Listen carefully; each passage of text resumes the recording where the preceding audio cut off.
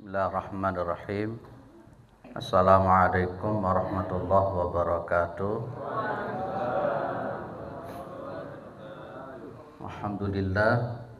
Alhamdulillahilladzi arsala rasulahu bil huda wa dinil haq liyudhhirahu 'alad dini kullih wa kafa billahi shahida. Asyhadu an la ilaha illallah wa asyhadu anna Muhammadan abduhu wa rasuluhu la nabiyya ba'dah. Allahumma shalli ala Muhammad wa ala alihi wa sahbihi wa man tabi'ahum bi ihsanin ila yaumiddin, amma ba'du.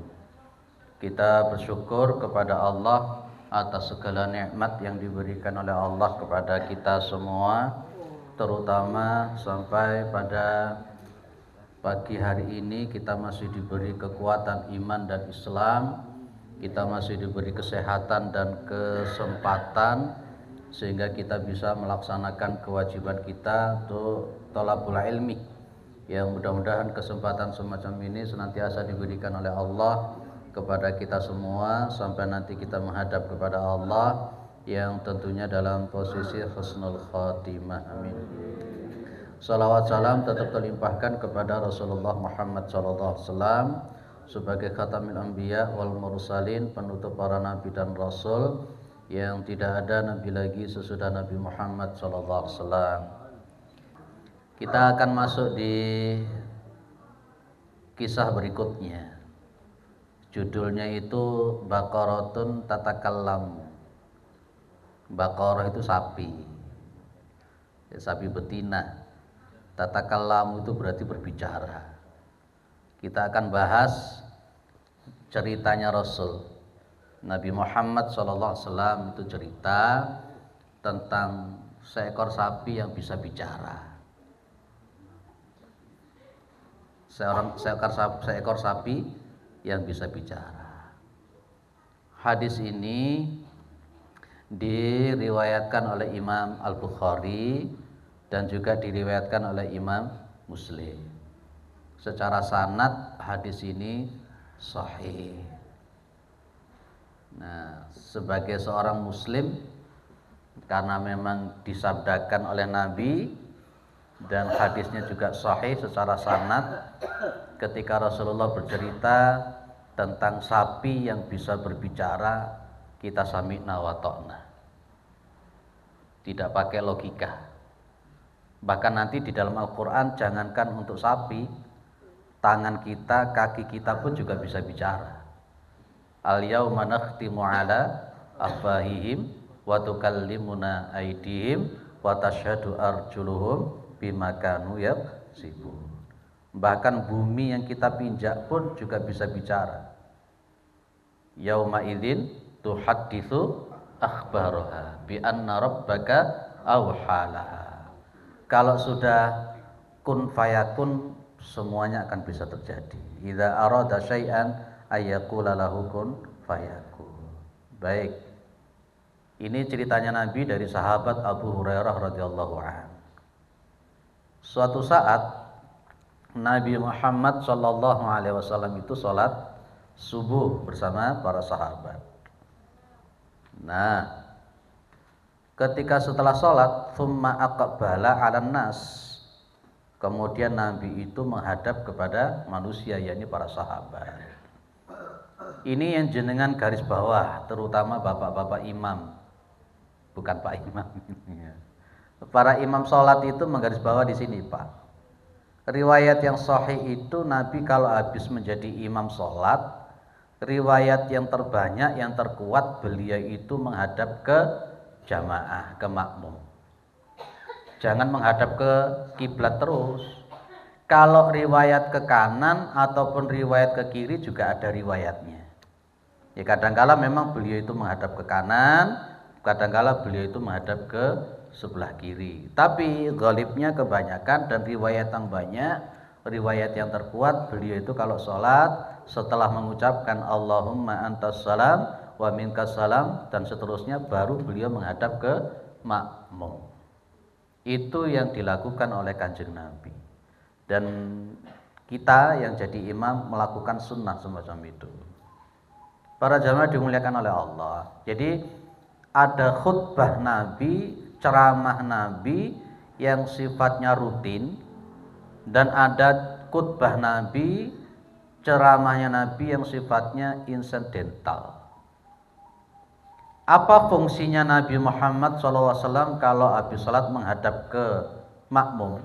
Ya di antara fungsinya satu, mengetahui mana-mana sahabat yang tidak hadir. Suatu saat Nabi sholat subuh. Pas ketika sholat subuh beliau menghadap ke jamaah, kemudian melihat ada satu orang yang tidak hadir sholat subuh. Maka Nabi tanya, aina fulan, si fulan ini kemana, kok gak hadir gitu ya. Terus diceritakan oleh para sahabat bahwa si fulan ini begini gitu ya. Maka Nabi mengatakan begini, dzalikar rajulu bala asyaitanu ala udhunaihi. Laki-laki tadi tersebut itu yang tidak ikut sholat subuh berjamaah, bala asyaiton. Apa bala asyaiton? Bala itu kencing. Siapa yang kencing? Asyaitonu, setan, ala udhunaihi, atas kedua telinganya. Jadi kalau ada orang itu yang tidak bangun untuk sholat subuh, itu berarti kupingnya itu dikencingi sama setan. Jenengan-jenengan yang tidak ikut sholat subuh, itu berarti kupingnya dikencingi sama setan. Untungnya Allah itu Rahman dan Rahim, kencingnya setan gak kelihatan.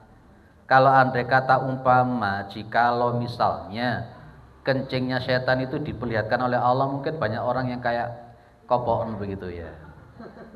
Itu jadi masa warga Muhammadiyah kok sholat subuhe mepet karo duha, wis asare mepet masare mepet maghrib, maghribe mepet isya, kadang isya mepet subuh, kadang subuhe mepet duha, duhure mepet asar. Itu terlalu.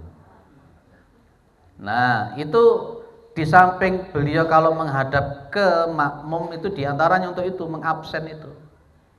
Nanti Pak Sas juga akan mengabsen, ini mubalik yang nggak datang berapa ini. Termasuk kan begitu. Di samping itu fungsinya beliau menghadap ke makmum setelah sholat itu adalah kadangkala Nabi setelah sholat itu tidak wirid, tapi langsung kultum dan ceramah seperti yang akan kita bahas ini. Jadi bukan sesuatu yang bid'ah. Bukan sesuatu yang bid'ah kalau jenengan habis assalamualaikum warahmatullah menghadap ke makmum kemudian jenengan ceramah, itu tidak ada yang bid'ah. Tidak ada yang bid'ah. Pak, setelah sholat isya nanti mau sholat tarawih itu kultum dulu, bid'ah atau bukan? Tidak bid'ah itu, tidak ada bid'ah. Baik. Kemudian Nabi Muhammad SAW setelah menghadap ke jamaah, ke para sahabat, beliau itu cerita, bainama rajulun yasuku baqaratan, saqa yasuku, menggiring, menyupir. Apa nyupir? Makanya ada kalimat sa'iqun, bahasa Arabnya supir itu kan sa'id. Suatu saat itu ada seorang laki-laki itu yang dia itu menaiki seekor sapi. Di sini kalimatnya, itraqibaha fadharabaha. Ono tahu numpak sapi? Ada ya. Dia ini punya sapi, kemudian dia itu naik ke sapi tersebut. Lah pas ketika naik sapi itu, dia naik sapi, dia giring sapi itu, fadharabaha, maka dia itu memukul sapi itu. Sapi ini dikepuk, Pak. Sapi ini dikepuk. Fakolat, maka sapi tadi ngomong. Sapinya ngomong, bukan ngomong loro, Pak, bukan ngomong loro. Ngomongnya apa sapi tadi? Innalam nukhlaku lihada. Oh, nukhlak bukan nukhlaku. Jazm. Innalam nukhlak lihada. Sesungguhnya kami itu tidak diciptakan untuk ini. Ngomongi ngono. Jenengan lek zaman saiki ana sapi ngomong lho piye.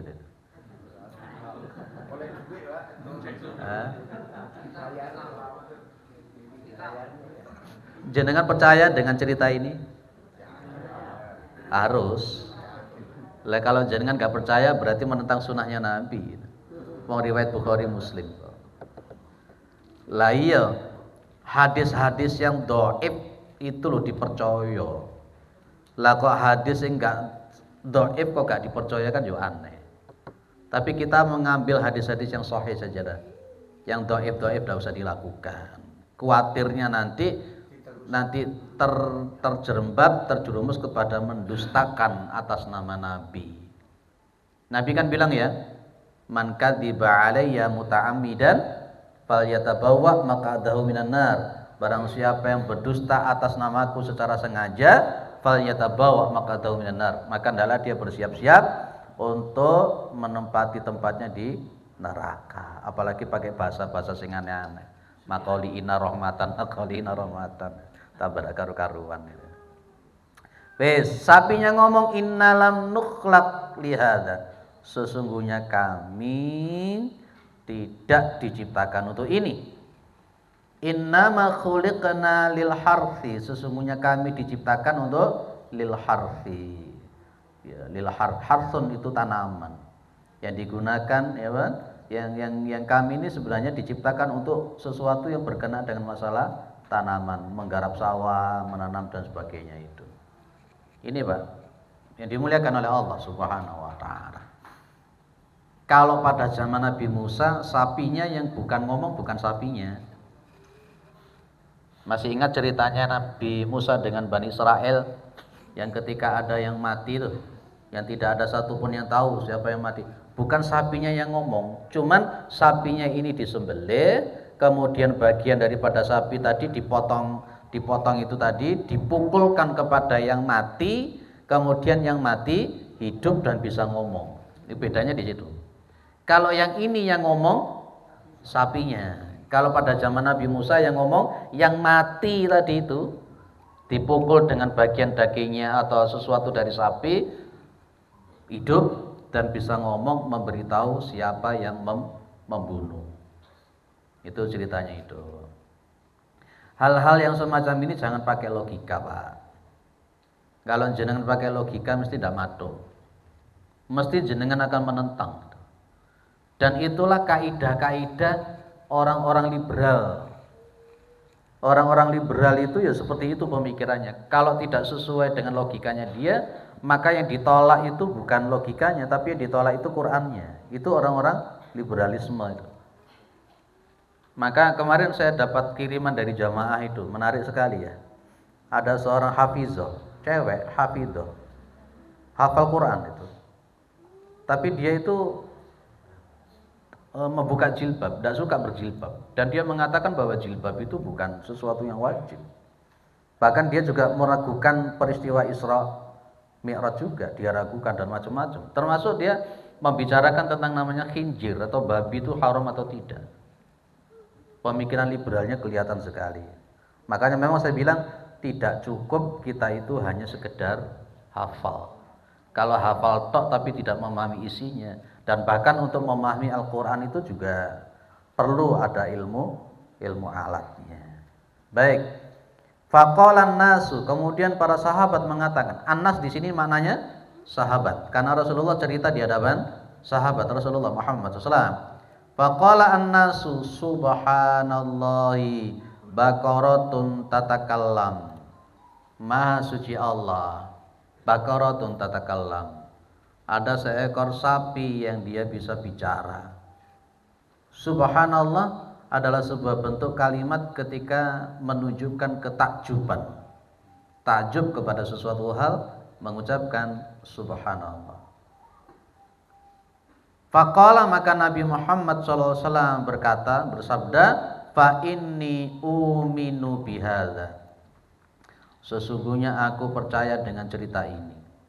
Ana wa Abu Bakar, saya dan Abu Bakar, wa Umar, wa mahuma thamma. Oke. Saya beriman, kata Nabi, dengan semacam ini, termasuk Abu Bakar dan Umar. Wa mahumma thamma, Kalimat wa ma huma thamma itu berarti kalau dilihat di syarahnya di sini, wa ma huma thamma itu ai makana hadirin. Makana hadirain, bukan. Makana hadiraini. Berarti Abu Bakar dan Umar itu percaya meskipun keduanya tidak hadir di tempat kejadian di mana sapi itu bisa bicara. Ini istimewa. Abu Bakar itu orang istimewa. Nanti akan kita bahas khusus tentang Abu Bakar. Dan kita juga akan bahas khusus tentang Umar. Umar dan Abu Bakar dan Umar ini tidak datang di kejadian di mana sapi itu bisa bicara. Tapi Umar bin Khattab, Abu Bakar As-Siddiq percaya 100%, bahkan 1000% percaya dengan cerita itu. Kita ini juga termasuk istimewa ya. Jenengan juga tidak hadir di situ, juga tidak pernah ketemu sama Nabi, tidak pernah ketemu dengan sahabat. Jangankan sahabat, tabiin saja kita tidak pernah ketemu. Ya, tapi kita percaya betul dengan cerita-cerita semacam ini. Ini orang istimewa ya. Ini orang istimewa. Inilah yang dirindukan oleh Rasulullah Muhammad SAW. Jenengan mimpi kanjeng Nabi aja tidak pernah. Tapi jenengan percaya betul, iman betul kepada Muhammad SAW. Nah, baik. Terus Rasulullah Muhammad SAW bercerita kembali, wa bainama rajulun fi ghanamihi ada al-dhi'bu. Suatu saat ada seorang laki-laki, dia itu bersama kambingnya, yang tiba-tiba ada serigala yang menyerang. Fadhahaba minha bisyatin, maka serigala tadi itu pergi dengan membawa seekor kambing. Fatolaba hatta ka'annahu istamqadaha minhu. Maka kemudian sang pengembala kambing itu mencari sampai dia itu seolah-olah mampu merampas yang namanya kambing itu dari serigala. Di dalam riwayat yang lain orang ini memang kuat. Dia bertarung dengan serigala, sanggup, dan dia merampas yang namanya kambingnya sendiri dari serigala tersebut. Faqala lahu adhibu. Maka kemudian serigala tadi ngomong. Serigalanya ngomong. Loh, kalau tadi sapi bisa ngomong, sekarang serigala bisa ngomong. Ngomong apa? Istangqat tahamini. Engkau itu merampas kambing syat tadi itu dari aku. Faman laha yaumas sab'i yauma la ra'iya laha ghairi. Artinya apa?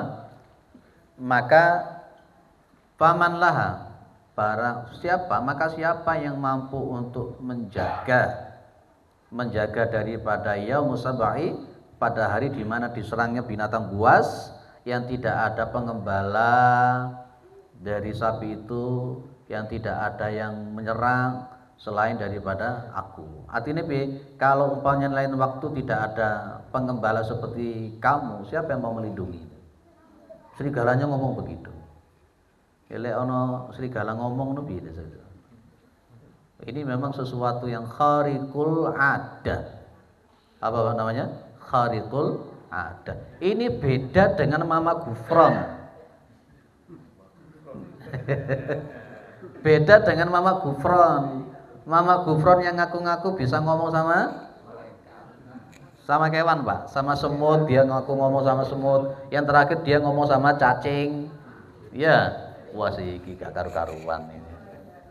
Iso ngusir mungkar nakir, iso nyeluk malaikat Jibril, iso ngomong-ngomong dengan mulai dari Nabi Adam, Nabi Nuh, macam-macam, susah. Bahkan ini wah menarik. Dia ngomong katanya dirindukan sama bidadari. Bahkan dia berani mengejar malaikat Mikail. Kalau hujannya nggak terang-terang, malaikat Mikail mau dikejar. Yo, apa model. Tapi pengikuti ya akeh nih loh. Ini beda kalau yang ini. Ini khariqul ada juga namanya, Pak. Kalau Mama Gufron itu pengakuan, ngaku-ngaku. Sumbernya dari Mama Gufron sendiri. Kalau yang ini siapa yang mengaku kan? Muhammad SAW yang bercerita kalau ada sapi bisa ngomong, ada serigala bisa ngomong, yang cerita Kanjeng Nabi. Kalau yang didampit itu yang cerita Mama Gufron, dan tidak dibuktikan, tidak bisa dibuktikan. Wong maca Quran Al-Fatihah ya salah terus. Maca Al-Quran ya ora iso. Tapi dianggap wali. Jenengan kan sudah jadi wali toh, Pak.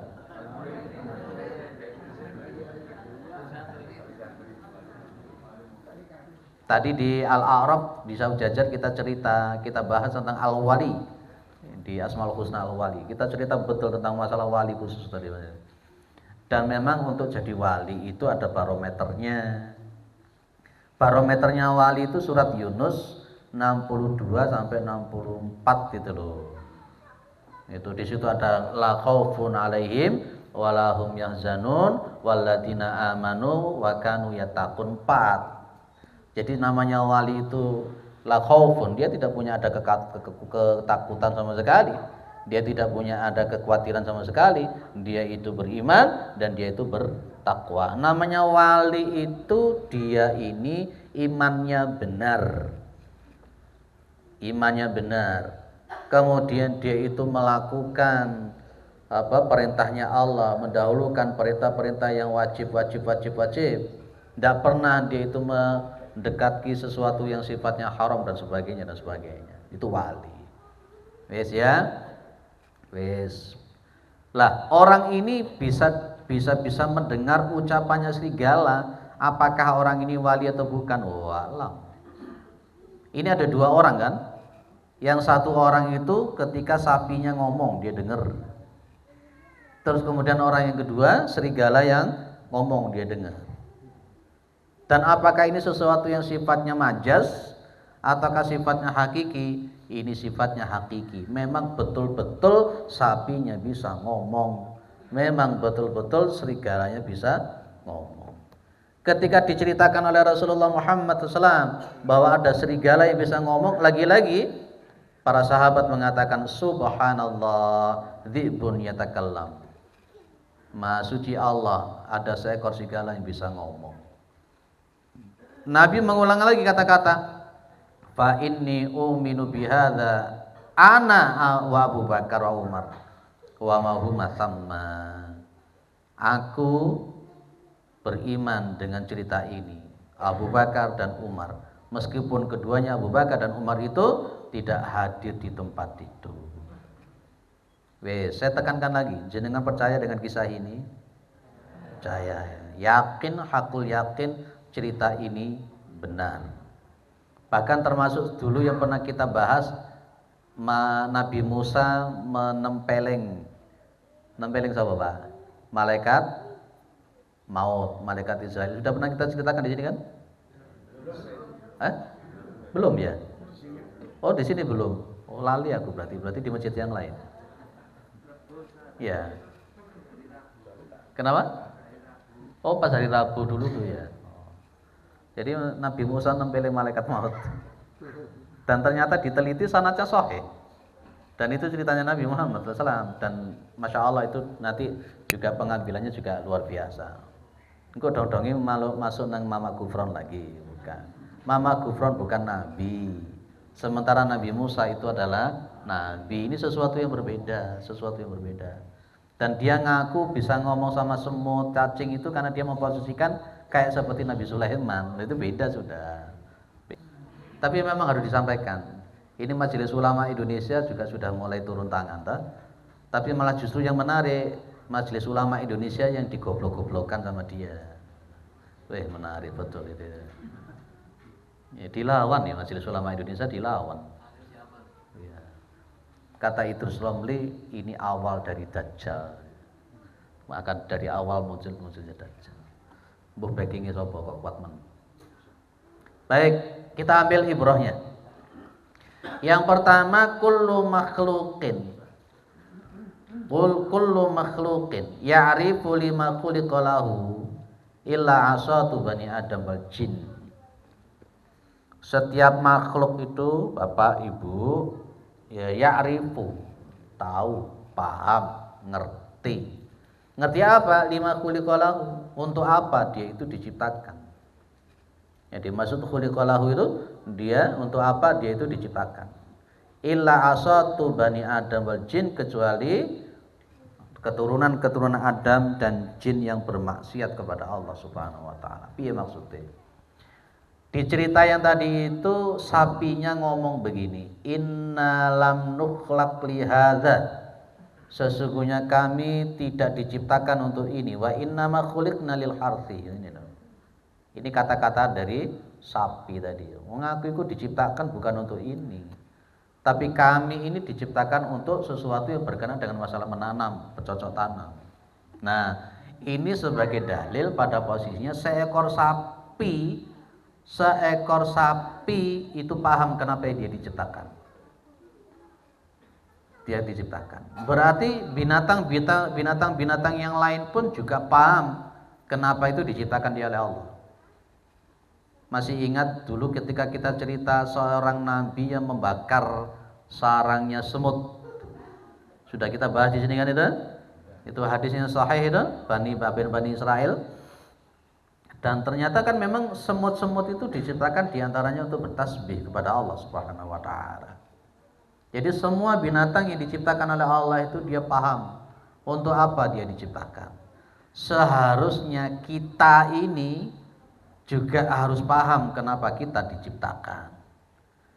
Itu yang kita sebut dengan sangkan paraning dumadinya. Sangkan paraning dumadi, kita itu paham kenapa kita diciptakan, untuk apa kita dilahirkan, dan nantinya kita nanti setelah mati kemana. Yaitu seharusnya kita paham. Makanya di sini diberikan istisna. Ya, manusia yang durhaka kepada Allah, jin yang durhaka kepada Allah itu dia tidak akan pernah paham untuk apa dia itu diciptakan. Insya Allah jenengan di sini semuanya paham kenapa diciptakan oleh Allah Subhanahu wa ta'ala. Ini alladzi a'ta kulla syai'in khalaqah tsumma hada. Ada kalimat tsumma hada. Zat yang memberikan segala sesuatu khalqahu, bentuknya.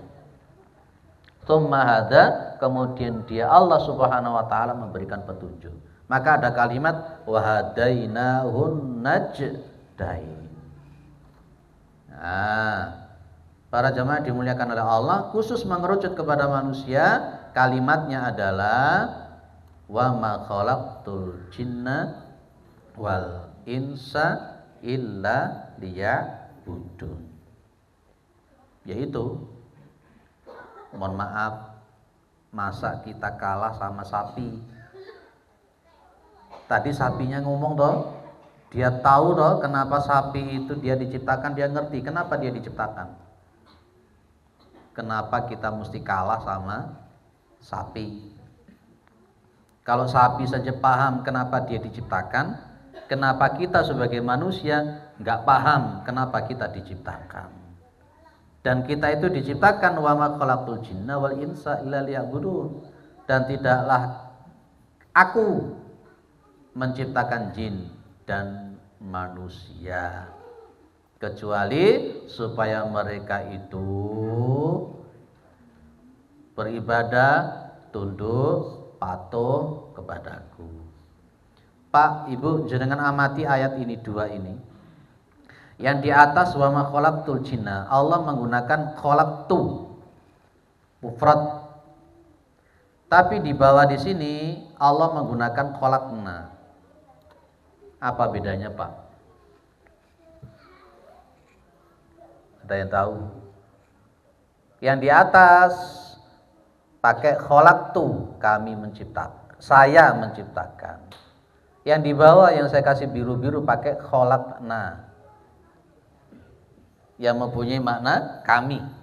Yang di atas mengatakan saya, yang di bawah menggunakan kami. Gusti Allah itu sakjane siji apa loro apa telu? Satu.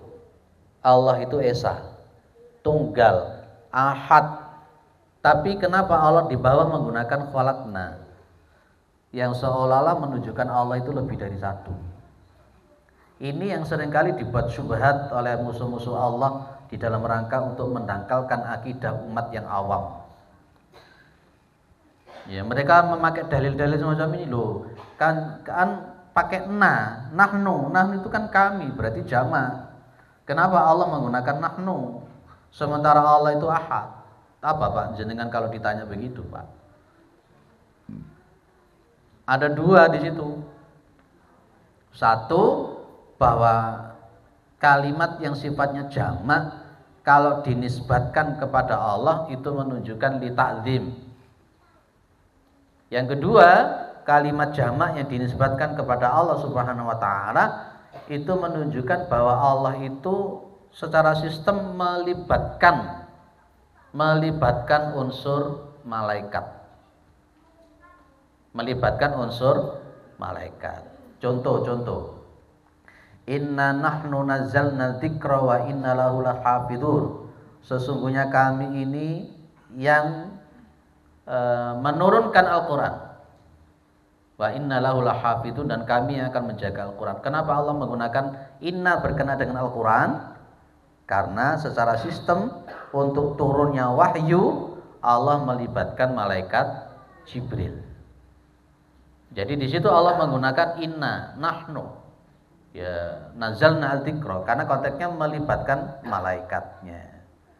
Di sini juga begitu. Apa hasibatum anna khalaqnakum, kami menciptakan kalian. Secara sistem perkembangan janin embrio di perut itu kan mengalami fase-fase yang begitu luar biasa. Itu melibatkan unsur siapa yang mengatur seperti itu? Para malaikatnya Allah, termasuk ketika sudah usia 120 hari. 40 hari berbentuk nutfah, 40 hari berbentuk mudghah, 40 hari berbentuk alaqah. Setelah 120 hari siapa yang diutus oleh Allah? Malaikat. Untuk apa, Pak?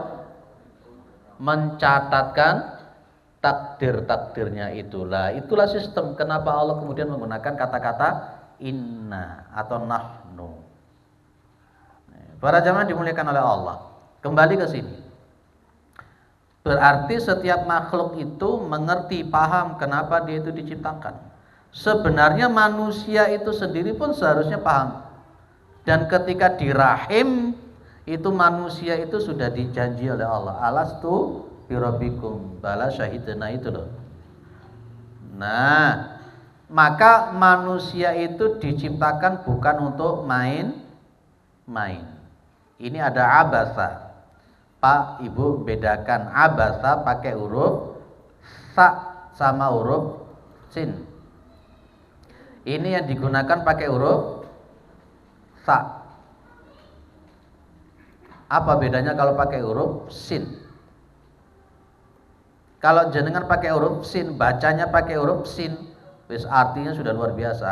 Abasa pakai sa sama abasa. Surat abasa itu pakai sin, mempunyai makna bermuka masam. Makanya memang belajar tahsin ini memang kan wajib tuh Pak, untuk membunyikan huruf sin sama huruf sa. Jenengan kalau membaca apa hasibatum annama khalaqnakum abasa pakai sin, lah mali artinya apakah kalian mengira sesungguhnya kami menciptakan kalian itu dalam posisi kalian itu bermuka masam? Loh beda wis.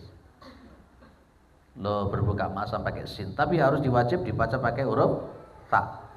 Yakni ta itu mempunyai makna main-main.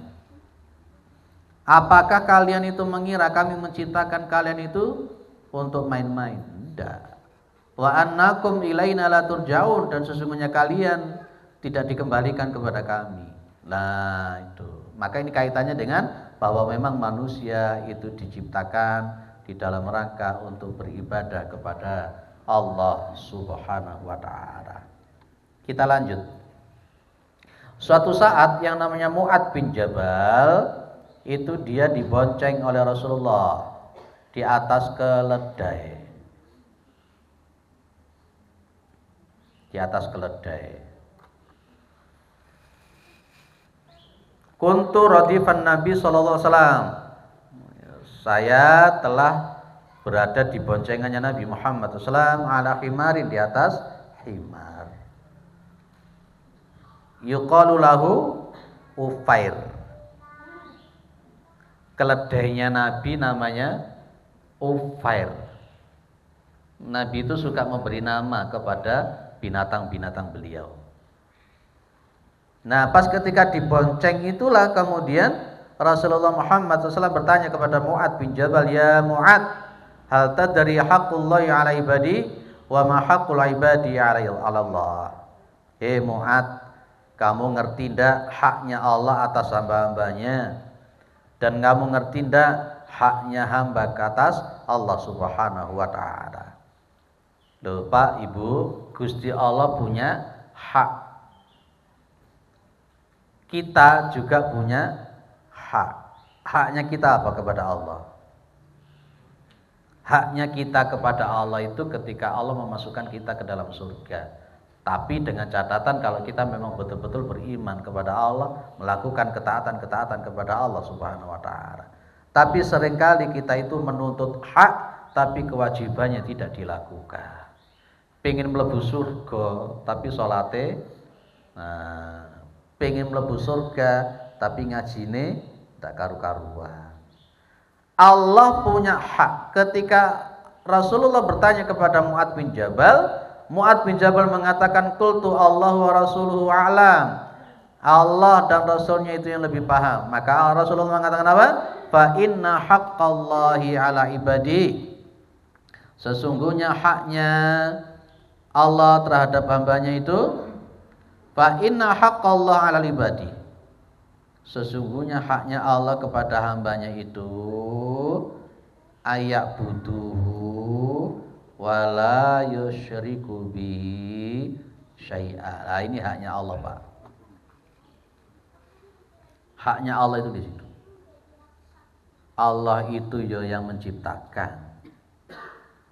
Jadi Allah itu yang mengatur. Allah itu sebagai raja di raja alam semesta, penguasa.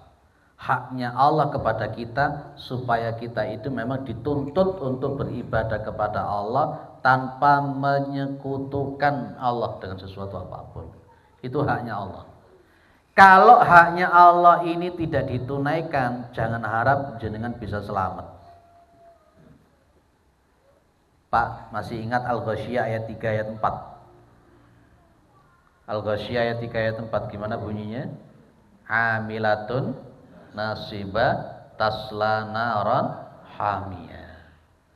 Umar bin Khattab itu yang sering menangis ketika membaca ayat ini. Kenapa beliau itu nangis dengan ayat ini? Suatu saat Umar bin Khattab ketemu dengan seorang rahib, katakanlah pendeta begitu ya, yang kemudian dipanggilnya pendeta itu. Setelah dipanggil dilihatnya bahwa pendeta ini ada bekas-bekas peribadatan yang cukup luar biasa.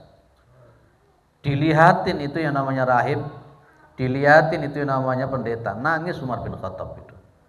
Sampai kemudian sang pendetanya heran, sang rahibnya heran, tanya sampai kepada Abu Umar bin Khattab, "Mayu bagi gaya Umar. Yang membuat jenengan nangis itu apa Umar?" Umar bin Khattab cuma menjawab, "Zakartu ayatan fil Quran." Saya itu ingat ayat di dalam Al-Quran. Amilatun nasibah taslana rohamiyah. Amilatun nasibah itu berarti kan penerjemahan yang bisa kita garis bawah, bahwa ada orang itu yang sudah rekodoyo tenanan semaksimal mungkin melakukan ibadah, tapi taslana rohamiyah, malah justru masuk ke dalam neraka yang sangat panas. Sholatnya getu tapi tetap lebih neraka. Ngajine getu, ngajine rajin tapi tetap masuk ke dalam neraka. Itu yang ditangisi oleh Umar bin Khattab radhiyallahu anhu. Ternyata yang membuat seperti itu apa, Pak? Menyekutukan Allah, syirik, musyrik. Nah, sang rahib tadi itu bertahun-tahun lamanya dia beribadah, tapi Umar bin Khattab malah menangisi. Kenapa? Sang rahib ini pasti masuk dalam nerakanya Allah. Kenapa? Musyrik, menyekutukan Allah. Pamannya Nabi itu masuk surga atau neraka? Abu Thalib? Neraka. Padahal Abu Thalib itu merawat Nabi sejak usia 8 tahun loh. Ketika Nabi diboikot, ketika Nabi diintimidasi, dikriminalisasi, siapa yang nolong? Abu Thalib. Tapi kenapa Abu Thalib masuk neraka? Karena menyekutukan Allah. Maka jangan main-main. Innallaha la yaghfiru ayyusyraka bihi wa yaghfiru ma duna dzalika liman yasha. Sesungguhnya Allah itu tidak akan mengampuni dosa syirik, dan Allah itu akan mengampuni dosa syirik yang dikehendaki. Hati-hati. Lupa aku ngaku Tuhanku cuma satu kok. Iya, tapi perilakunya seringkali syirik bi. Si percaya karo dukun, si percaya hitung-hitungan, batal jemur ada makna, si percaya mujarobat, si percaya karo jimat-jimat. Itu apa bukan syirik itu? Syirik. Ulang guyu sih dengan ya. Iya, masa warga kita ini masih kate mantu gak wani bulan suro. Bulan suro malah diisi dengan bersih desa. Baru bersih desa nih gawe carang kepang lho. Kok orang maduk belas itu. Bantengan. Wah, susah. Budaya, Pak. Lho kok budaya. Wis mbuh lah. Nah, kemarin tuh saya juga dapat berita dari salah seorang takmir. Ustaz, katanya si Ustaz A itu katanya Ustaz. Apa itu? Warga kita itu boleh menghadiri tahlilan ini. Katanya itu budaya, bukan ibadah. Ngeluh aku mikir ngono gitu. Ya apa sih aku ngono. Jari ini budaya dudu ibadah lho. Lah kok marono warga kita malah ngadakno tahlilan ngono meneh malian. Apa bedane malian? Tak WA terus orangnya konfirmasi, kita tenanan tak ngene gitu. Baik, lanjut. Wa haqqul ibadi 'ala Allah alla yu'adziba man la yusyriku bi syai'a. Dan haknya hamba atas Allah Subhanahu wa taala ketika Allah tidak menyiksanya dia ketika dia tidak menyekutukan Allah. Wis aja kuwatir jenengan itu lain tidak menyekutukan Allah, insyaallah selamat. Syirik ada berapa tuh Bu? 2. Ada syirkul jali, syirik yang memang betul-betul tampak, atau syirkul akbar. Kon jalu nang kuburan, barang ngono iku syirkul akbar. Ini radikal iki Ustaz ini. Dari dulu saya radikal. Lama terdidik dan berakal. Baik, ada yang didiskusikan dulu monggo silakan sebelum saya lanjut. Sampai pada fadilah Abu Bakar dan Umar radhiyallahu anhuma. Ada yang disampaikan, Pak? Ditambahkan? Astagfirullah. Nggih. Saya tidak sepakat, Pak. Saya contohkan sedikit. Hadis-hadis yang berkenaan dengan azab kubur itu mutawatir atau ahad? Ahad. Berarti kalau boleh percaya boleh tidak, berarti nanti kita akan melepaskan dan bisa tidak percaya dengan azab kubur. Para ulama, makanya di sini saya ingin menekankan Bapak. Boleh saya menyebut ulama salaf gitu ya. Wah, iki Ustaz salaf tidak. Salaf itu kan ulama terdahulu. Ulama salaf itu siapa sih? Tergolong daripada as-salaf itu adalah sahabat, tabi'in, dan tabi'in. Dan inilah yang disebut dengan generasi terbaik. Generasi terbaik. Para sahabat itu apakah serta-merta menolak ketika hadisnya itu tidak mutawatir? Bahkan Jabir bin Abdullah itu sampai berani beli 1 ekor kuda, kemudian melakukan perjalanan selama 40 hari ke negeri Syam hanya untuk mendapatkan 1 hadis, dan hadis itu tidak mutawatir, dan ternyata itu isinya berkenaan dengan siksaan dari yaumul qiyamah. Sekali Jabir bin Abdullah seorang sahabat saja tidak memilah apakah itu mutawatir, apakah itu ahad. Maka dari para ulama sahabat, para ulama tabi'in, para ulama tabi'in, termasuk ulama mazhab yang 4 berpegang pada meskipun hadis itu tidak mutawatir, maka kita tetap menerima. Karena memang dari sisi naqdu dakhilinya atau naqdul kharijinya jelas. Makanya akhirnya kalau dalam konteks ulumul hadis, di antara yang patok yang kuat itu di antaranya Bukhari dan Muslim. Kalau kita kemudian menolak hadis-hadis yang sifatnya ahad, berapa ratus ribu yang kita tolak. Berapa keyakinan itu yang kita tolak. Tentang turunnya Nabi Isa itu ahad atau mutawatir? Apakah kita tolak turunnya Nabi Isa? Tentang munculnya Dajjal, tentang munculnya Imam Mahdi, itu semuanya ahad atau mutawatir? Berapa ratus ribu, berapa ratus keyakinan yang kita tolak semuanya. Ya, termasuk ketika cerita tentang siksaan di neraka, itu ahad atau mutawatir? Karena memang pada masa itu kita harus paham, tidak semua para sahabat bisa hadir. Berapa kali peperangan yang dilakukan Nabi? 27 kali lebih ya. Dalam kurun waktu 23 tahun kurang lebih Nabi diutus. Berarti lebih akeh, lebih banyak perang dan sebagainya.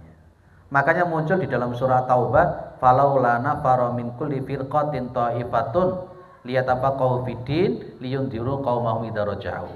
Jangan sampai semuanya itu pergi untuk berperang. Harus ada sekelompok, ya kan, yang ada di Madinah untuk mengkaji bersama Rasulullah Muhammad SAW, dan nanti akan bisa mengingatkan saudara-saudaranya kalau dia kembali. Ini kan juga bukan mutawatir kan? Pas ketika mereka ngaji bersama Nabi, mereka kembali diberitahu sama para sahabat-sahabat yang lain. Jadi akidah kita termasuk majelis tarjih, kita kan ikut majelis tarjih atau apa? Mau ngikut siapa tuh kita ini? Ya, bahwa hadis ahad itu kita ambil meskipun bukan mutawatir. Biasanya hadis yang sifatnya mutawatir itu adalah hadis yang sifatnya fi'liyah. Gitu. Tapi kalau hadis yang qauli itu jarang yang mutawatir. Kalau hadis fi'liyah seperti sholat jelas mutawatir Pak itu. Mutawatir. Gitu ya. Jadi kita tetap berpegang kepada yang sifatnya ahad. Yang seperti ini mutawatir atau ahad? Ini yang mendengar hadis ini banyak atau sedikit? Karena Nabi habis sholat melakukan sholat subuh, kemudian beliau bercerita, berarti yang dengarkan juga banyak. Itu saja. Terus kita yakini hadis ahad itu menjadi patokan, bisa kita ambil ya, selama ahad itu adalah sahih. Apa bedanya sahih dalam posisi sanad atau dengan makbulah? Apa bedanya? Ada sunnah sahihah, ada sunnah makbulah. Itu di manhaj tarjih itu kan juga ada dua istilah itu, makbulah dan as-sahihah. Kalau as-sahihah jelas nanti kita runtut ada 4 model kan itu. Ada 4 model. Ini diseminarkan di Jogja beberapa belas tahun yang lalu. Jadi ada, saya kembangkan sedikit ya karena memang bertanya tentang semacam itu. Ada yang memang secara matannya itu adalah dhaif, matanya secara matan dhaif, tapi sanadnya sahih. Kenapa bisa begitu? Bisa jadi sanadnya memang sahih, tapi matannya bertentangan dengan Al-Quran. Yopo-yopo gak bisa dikompromikan dengan Al-Quran. Kemudian yang kedua dibalik, ada yang sanadnya itu dhaif, tapi matannya bisa sahih. Kenapa? Karena ada syawahid yang lain, dikuatkan oleh Al-Quran ataupun dikuatkan oleh hadis-hadis Nabi yang lain. Nanti derajatnya jadi naik. Kemudian yang ketiga, ada yang sanadnya sahih, matannya juga sahih.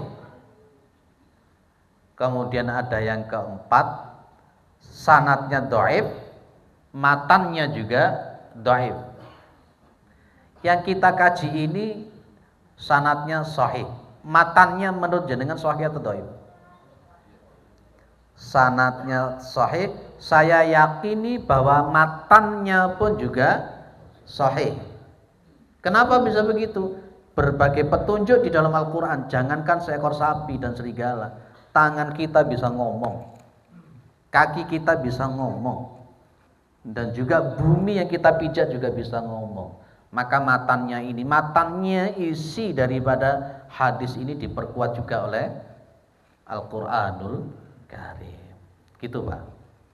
Itu jawaban saya panjang kali lebar. Ada yang lain? Fadilatu Abi Bakrin wa Umar radhiyallahu anhuma. Bapak, Ibu, saya bilang begini. Seabdul-abdulnya wali itu para nabi dan rasul. Seabdul-abdulnya wali dari kalangan nabi dan rasul itu ulul azmi. Dan seabdul-abdulnya wali dari kalangan ulul azmi itu adalah Nabi Muhammad SAW. Dan seabdul-abdulnya wali setelah Nabi Muhammad itu adalah dari kalangan para sahabat. Dan seabdul-abdulnya wali di kalangan sahabat itu adalah Abu Bakar As-Siddiq, dan disusul Umar dan seterusnya. Maka Abu Bakar dan Umar itu betul-betul mukmin. Ini berbeda dengan akidahnya Syiah Rafidhah. Syiah Rafidhah itu menganggap Abu Bakar dan Umar, termasuk Utsman, termasuk Hafsah, termasuk Aisyah, dan sekian banyak sahabat-sahabat Nabi itu dikafirkan oleh Syiah Rafidhah. Maka Syiah Rafidhah itu bukan Islam. Saya berani mengatakan begitu. Dan Majelis Ulama Indonesia dengan 10 kriteria itu sudah menyebut bahwa Syiah Rafidhah itu sesat menyesatkan. Ini Abu Bakar As-Siddiq itu mulia dan orang yang paling dicintai oleh Rasulullah Muhammad SAW. Dan para sahabat-sahabat itu pun juga menganggap Abu Bakar dan Umar itu sebagai sahabat yang dicintai oleh Rasulullah, dan Rasulullah menyebut dua orang ini adalah dijamin masuk surga. Pas ketika beliau-beliaunya wafat, maka para sahabat Rasulullah SAW meletakkan jenazah di kubur itu di dekat Rasulullah Muhammad SAW. Kalau memang Umar dan Abu Bakar dan Umar itu orang yang kafir menurut Syiah, tentu para sahabat tidak akan pernah meletakkan jenazah itu di samping Rasulullah Muhammad SAW. Ini kesaksian daripada Ibnu Umar. Kesaksian daripada Ibnu Umar. Di sini dikatakan di sini ini. Kunna nukhayyiru bainan nasi fi zamani Rasulillah sallallahu alaihi wasallam. Sesungguhnya kami memilih di antara manusia di dalam zamannya Nabi Muhammad SAW. Artinya Nabi masih ada. Kami ini memilih, memberi pilihan di zamannya Nabi Muhammad SAW.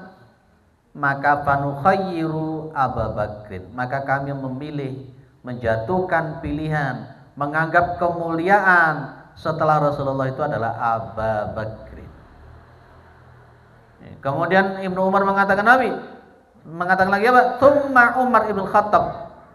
Kemudian Umar bin Khattab. Kemudian apa? Tsumma Utsman ibn Affan radhiyallahu anhu. Dan seterusnya. Ini nanti yang kita sebut dengan Khulafa Ar-Rasyidin. Dan jelas-jelas Kanjeng Nabi berkata bahwa alaikum bisunnati, terus selanjutnya wa sunnati khulafai ar-rasyidin al-mahdiin. Tetapilah sunnahku dan sunnahnya khulafa ar-rasyidin al-mahdiin. Itu secara bukti bahwa 4 sahabat ini memang khulafa ar-rasyidin ini memang betul-betul pilihannya Nabi. Abu Bakar, Umar, Utsman, Ali. Dan Ali ini menjadi menantunya Rasulullah, Dan Abu Bakar menjadi mertuanya beliau, Utsman pun juga menjadi mertuanya Rasulullah Muhammad SAW. Para jamaah dimuliakan oleh Allah, akidah kita bahwa yang dikatakan oleh Syiah Rafidhah itu tidak betul. Mohon maaf, tidak ada satupun wasiat dari Kanjeng Nabi bahwa kepemimpinan setelah Rasulullah itu diberikan kepada Ali bin Abi Thalib. Tidak ada. Itu karangannya orang Syiah saja itu. Syahadatnya mereka orang-orang Syiah pun juga luar biasa, Pak. Jenengan pernah melihat syahadatnya orang Syiah ya, Pak? Sudah pernah ya? Oh belum. Ya di YouTube itu banyak syahadatnya orang Syiah. Termasuk di situ ditambahi dengan kata-kata inna Abu Bakrin wa Umar wa Utsman wa Hafsah wa Aisyata finnar. Mereka ngomong begitu dalam syahadatnya itu. Dan saking bencinya mereka, saya pernah melihat juga tayangan-tayangan, saking bencinya mereka kepada Abu Bakar dan Umar Utsman, sampai tulisan-tulisan Abu Bakar, Umar, Utsman ditulis di telapak-telapak kaki mereka. Di telapak-telapak kaki mereka untuk diinjek-injek nama Abu Bakar, Umar dan Utsman. Itulah Syiah Rafidhah. Dan di Indonesia Syiah itu sudah banyak. Penerbit bukunya juga banyak. Sekolah-sekolah juga sudah banyak. Yayasan-yayasan juga sudah banyak. Ya, banyak. Dan sudah masuk ke parlemen. Di antaranya Jalaluddin Rahmat itu. Nah, jadi berbahaya mereka ini. Dan sistem politiknya Syiah itu pasti mengadu domba. Sistem politiknya pasti mengadu domba, dan mereka itu punya rukun iman, di mana rukun imannya adalah imamah, di mana kalau mereka nanti itu sudah menguasai, maka yang lain pun akan dihancurkan. Kalau mayoritas sudah menguasai, mereka akan melakukan pemberontakan. Jadi sampai nomor 2 ini mudah-mudahan bermanfaat, bahwa kita pastikan dulu bahwa Abu Bakar dan Umar itu adalah yang mulia di hadapan Allah dan Rasulnya. Saya kira cukup karena ada cara yang lain ya. Mudah-mudahan bermanfaat dari saya. Kurang lebihnya mohon maaf. Assalamualaikum warahmatullahi wabarakatuh.